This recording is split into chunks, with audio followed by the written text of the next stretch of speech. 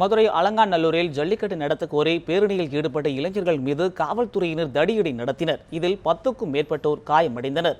மதுரை மாவட்டம் அலங்காநல்லூரில் ஜல்லிக்கட்டு நடத்த கோரி காலை முதலே இளைஞர்கள் குவிய தொடங்கினர். வெளியூர்களில் இருந்து வரும் இளைஞர்கள் அலங்காநல்லூரில் குவிந்து விடாத வண்ணம் காவல்துறையினர் அரண் அமைத்து பாதுகாப்பு பணியில் ஈடுபட்டிருந்தனர்.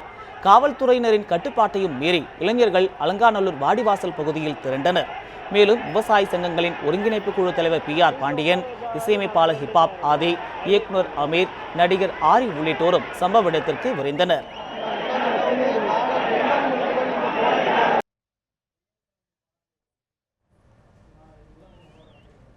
முன்னதாக காளைகளை வாடிவாசல் பகுதிக்கு கொண்டு செல்ல அனுமதி அளிக்காததால் கோவில் பூஜைக்கு கொண்டு வரப்பட்ட காளைகளை அவிழ்த்து விட்டதால் பரபரப்பு நிலவியது.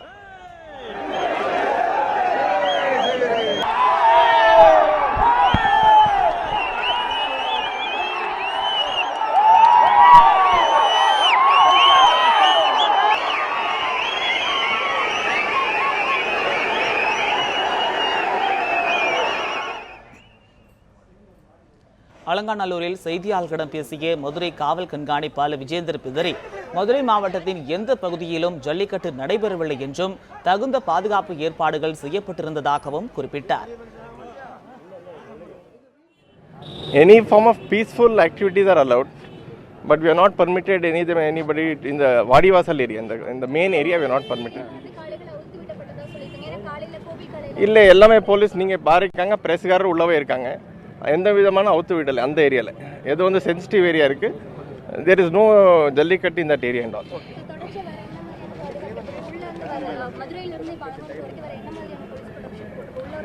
மாவட்ட ஃபுல்லாக 2500 பேர் இருக்காங்க. எல்லா செக் போஸ்ட்டு தேவையான பாதுகாப்பு ஏற்பாடு பண்ணி. இதனிடையே பேரணியாக வந்து வாடிவாசல் பகுதிக்குள் காளைகளுடன் நுழைய முயன்றவர்கள் மீது காவல்துறையினர் தடியடி நடத்தினர். காவல்துறையினரின் தடியடியால் 10க்கும் மேற்பட்டவர்கள் காயமடைந்துள்ளனர்.